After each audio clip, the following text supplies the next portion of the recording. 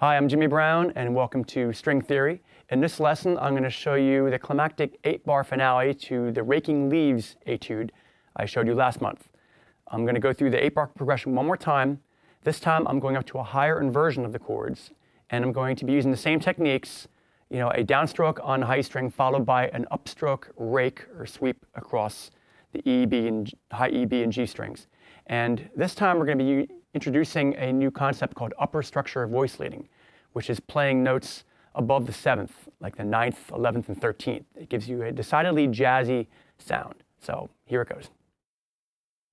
1, 2, 3, 4.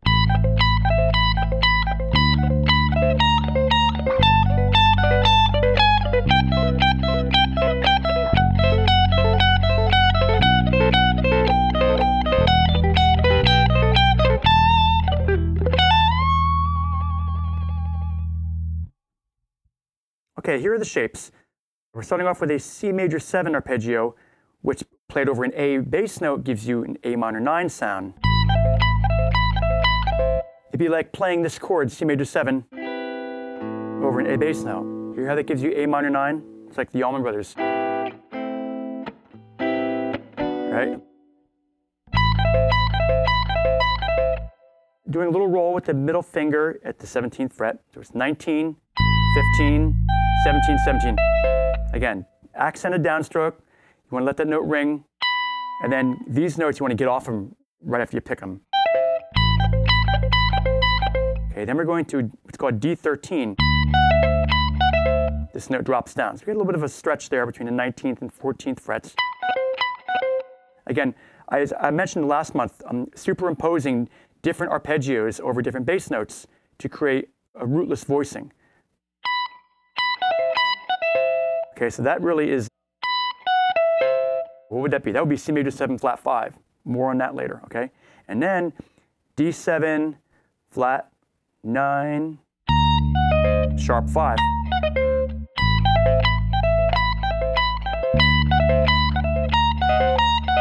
Hear how the certain individual voices are moving down. Then we go to G major 9, which is actually, I'm playing B minor 7. But over a G bass note gives you that beautiful G major 9 sound.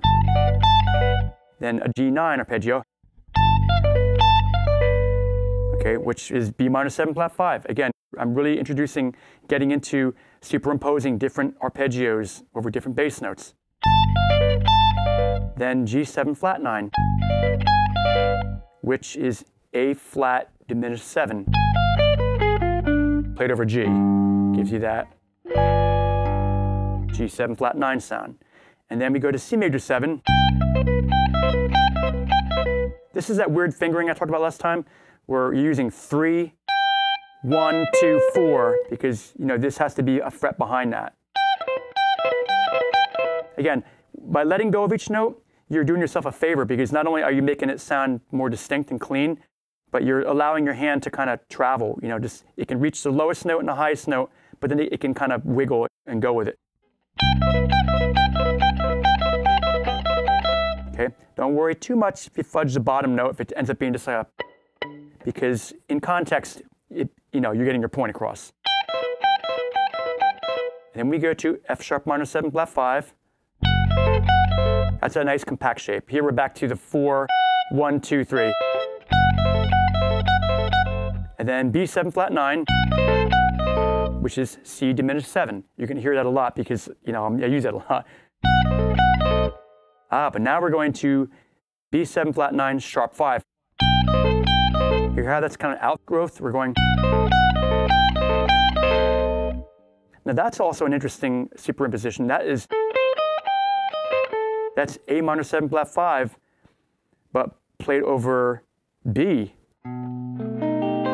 Gives you that, what's called tension voicing. It has the flat 9 and the sharp 5. So we went from F sharp minor 7 flat 5 to B7 flat 9, B7 flat 9 sharp 5. That gives you this. We went from, and then a real cool sounding E minor 9. That's a G major 7 arpeggio played over E. If I can hit an E bass note, that's a very cool jazz sound, right? Just like you do this over A, play C major 7 over A, and playing G major 7 over E. These are examples of what are called improvisational devices. Okay, and then we do the B7 flat 9 sharp 5 one more time. So we go from E minor 9. It's like going, and then I finish on what's called the 11th of the chord, A. If you stack thirds off of E, you have the root, the minor third, the 5th, the flat 7th, the 9th, the 11th. You get that kind of sound. So I go, I give it a nice descending and ascending sweep. Something like John Coltrane would have played. So we go. When I come back up to it, I go to the ring finger because I'm going to slide up and then up to B.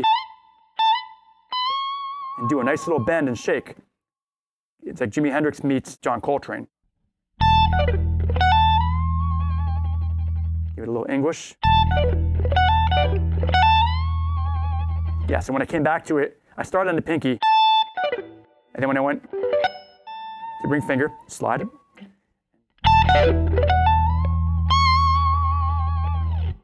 You can play it down an octave. Get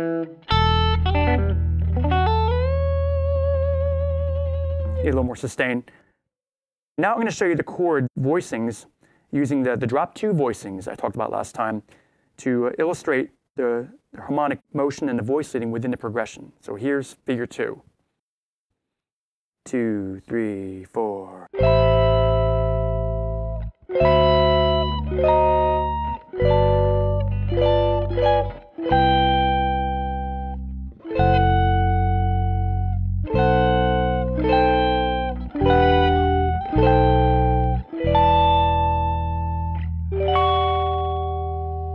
Okay, that's that E minor 13 sound that I got by going,